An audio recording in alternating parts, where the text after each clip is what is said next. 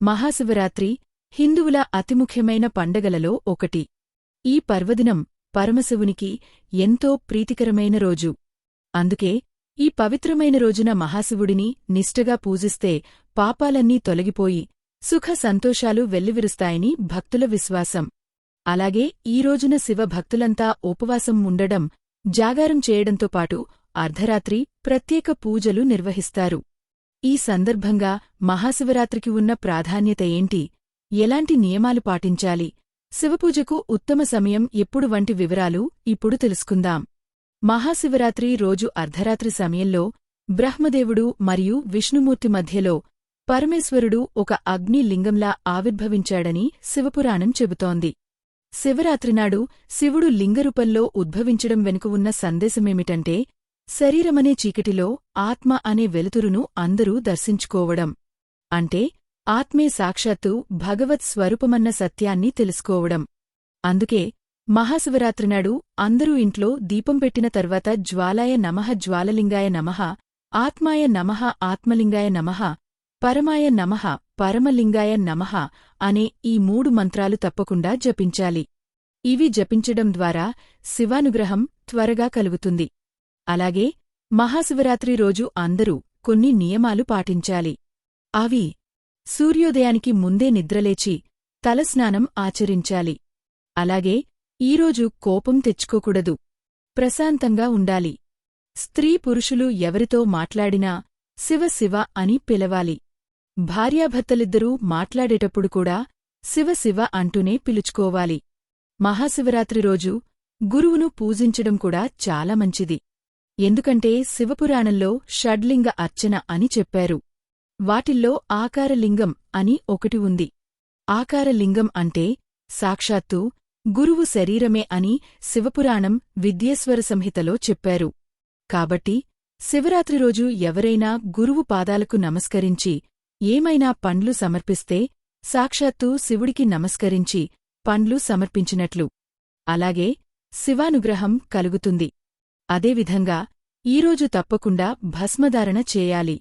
ఈ భస్మాని కూడా శివపురాణం విద్యేశ్వర సంహిత ప్రకారం పురుషులైతే తడి విభూతిని, స్త్రీలైతే పొడి విభూతిని ధరించాలి. అలాగే గుహస్థులు మోకాళ్ల పైభాగం వరకు మాత్రమే విభూతిని ధరించాలని చెబుతోంది శివపురాణం. అందుకే అందరూ శివరాత్రినాడు నుదుటి భాగం, భుజాలు, నాభి ప్రాంతం ఇలా మోకాళ్ల పైభాగం వరకు విభూతి పెట్టుకోవడం మంచి ఫలితాలను ఇస్తుందంటున్నారు. మహాశివరాత్రి అందరూ తప్పకుండా పాటించాల్సిన మరో నియమం ఉంది. అదేంటంటే పండగనాడు తెలుపు రంగు వస్త్రాలు ధరించడం, తెల్లని పుష్పాలతో శివ పూజ చేయడం ద్వారా పరమేశ్వరుని అనుగ్రహం త్వరగా పొందవచ్చు. అలాగే నైవేద్యాలు కూడా తెల్లనివి సమర్పిస్తే శుభకరం. అంటే కొబ్బరి అన్నం, పాయసం వంటివి సమర్పించడం మంచిది. శివపురాణం ప్రకారం మహాశివరాత్రి రోజు పార్థివ లింగపూజ చేయడం ఉత్తమ ఫలితాలను ఇస్తుంది. పార్థివలింగ పూజ అంటే మట్టితో చేసి శివలింగాన్ని పూజించడం. ఆవునెయ్యి కలిపిన మట్టితో చేసిన శివలింగమైతే ఇంకా మంచిది. మట్టి శివలింగానికి అభిషేకం పూజ పూర్తయ్యాక మరుసటి రోజు లేదా ఆ తర్వాత రోజు ఇలా ఎప్పుడైనా సరే మీకు వీలైనప్పుడు ఆ శివలింగాన్ని నదిలో లేదా పారే నీళ్లలో నిమజ్జనం చేయాలి. లేదా ఎక్కడైనా మొక్కల్లో వదిలిపెట్టాలి. ఇలా చేయడం ద్వారా సంపూర్ణమైన శివానుగ్రహం కలుగుతుంది. మట్టి శివలింగానికి పూజ చేయడం కుదరని వాళ్లు ఏ శివలింగానికైనా పూజ చేయొచ్చు. ఏ ధాతువుతో చేసిన శివలింగాన్ని పూజించినా ఉత్తమ ఫలితాలు కలుగుతాయి. అలాగే పదార్థ శివలింగానికి అంటే బెల్లం, అన్నం, ఆవుపేడ, వెన్న ఇలా ఇతర పదార్థాలతో చేసిన వాటిని పూజ చేయడం మంచి ఫలితాలను ఇస్తుంది. ఒక్కో పదార్థ శివలింగాన్ని పూజించడం ద్వారా ఒక్కో రకమైన ఫలితం లభిస్తుందని శివపురాణం చెబుతోంది. శివపురాణం ప్రకారం మహాశివరాత్రి రోజు ఎవరైనా సరే మారేడు చెట్టు దగ్గర ఆవుపాలతో చేసిన పాయసాన్ని ఎవరైనా శివ భక్తుడికి పెట్టినట్లయితే జన్మజన్మల దారిదీర బాధలు తొలగిపోతాయని చెబుతున్నారు జ్యోతిష్యులు. అలాగే మారేడు చెట్టు దగ్గర ఆవు నెయ్యితో దీపం పెట్టి ప్రదక్షిణలు చేస్తే శివానుగ్రహం కలుగుతుంది.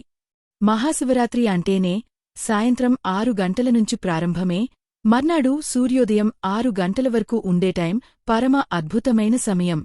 కాబట్టి ఈ శివరాత్రి నాడు సాయంత్రం 6 నుంచి తరువాతి రోజు ఉదయం 6 గంటల వరకు చేసే పూజకు ఎక్కువ శక్తి ఉంటుంది. అన్నింటికంటే గొప్ప సమయం శివుడు లింగరూపంలో అర్ధరాత్రి ఉద్భవించాడు కాబట్టి శివరాత్రి రోజు అర్ధరాత్రి 12 గంటల నుంచి 12:40 ప్రాంతంలో ఆ సమయానికి శక్తి మరింత ఎక్కువగా ఉంటుందంటున్నారు.